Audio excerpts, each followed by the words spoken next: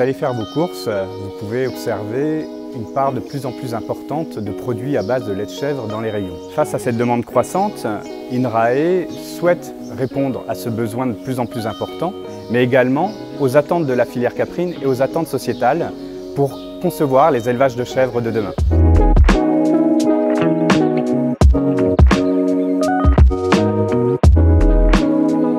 Nous faisons l'hypothèse qu'une plus grande utilisation de l'herbe permettra une meilleure durabilité des élevages.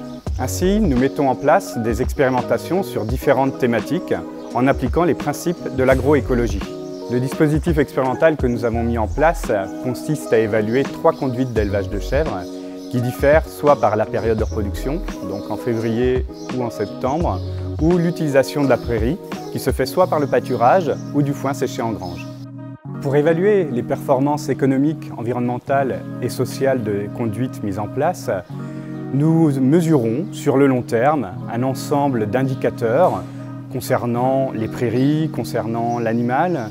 Et par exemple, sur les prairies, nous évaluons leur niveau de production, mais également leur composition et également leur niveau de valorisation par la chèvre, alors que ce soit par le pâturage ou le foin séché en grange. Nous réalisons un ensemble de mesures sur les animaux également pour connaître leurs performances, alors leur performance laitière au niveau de la quantité et la qualité du lait, mais également au niveau de leur état corporel et leur suivi par le biais de pesées régulières. Nous souhaitons répondre aux attentes sociétales également en veillant au bien-être animal et en menant également des essais sur l'enrichissement du milieu. En ce moment, nous menons une étude avec 4 types de brosses différentes pour les chèvres et nous évaluons leur niveau d'utilisation et voir finalement quel type de brosse préfèrent les chèvres. Pour limiter l'impact environnemental de nos conduites, nous avons l'objectif d'améliorer l'autonomie alimentaire. Pour cela, nous avons fixé l'objectif à être à au moins 80% d'autonomie à l'échelle de l'exploitation. Et pour cela, nous utilisons le fourrage et donc faire en sorte que les chèvres mangent un maximum d'herbe, mais également en produisant nous-mêmes nos concentrés sur l'exploitation.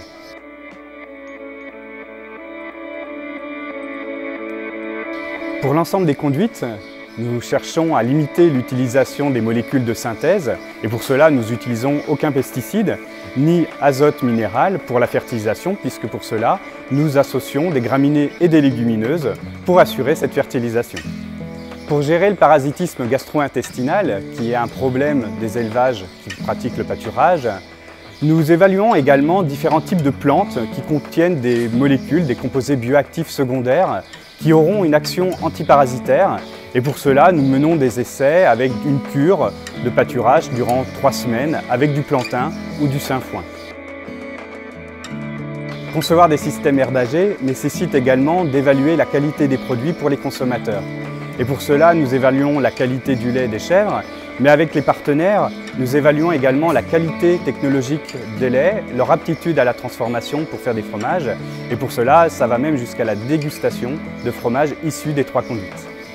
Pour mener à bien nos recherches, nous travaillons en partenariat avec un réseau d'éleveurs, le réseau RedCap, qui est réparti sur tout le territoire de Nouvelle-Aquitaine et Pays de la Loire. Ce réseau est porté par l'interprofession régionale caprine, le BRILAC, et animé par l'Institut de l'élevage. Nous menons également des essais en partenariat avec des collègues de d'autres sites INRAE, tels que le site de Rennes, de Clermont-Ferrand, de Tours ou de Paris, sur la qualité des laits et des produits laitiers, mais également sur le niveau de valorisation de l'herbe pâturée par les chèvres, avec leurs différentes modalités, comme le temps d'accès ou la quantité d'herbe offerte. Pour diffuser les résultats, avec nos partenaires, nous organisons une journée technique, la journée Cap-Vert, au cours de laquelle nous accueillons sur notre site 450 éleveurs, techniciens, étudiants. On présente des résultats allant sur les prairies, leur niveau de valorisation et également tous nos résultats sur les performances zootechniques.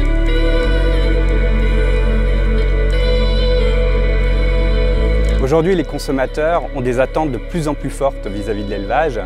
Et donc, dans les années à venir, nous allons accentuer nos recherches davantage sur l'amélioration du bien-être animal et la prise en compte du confort des animaux.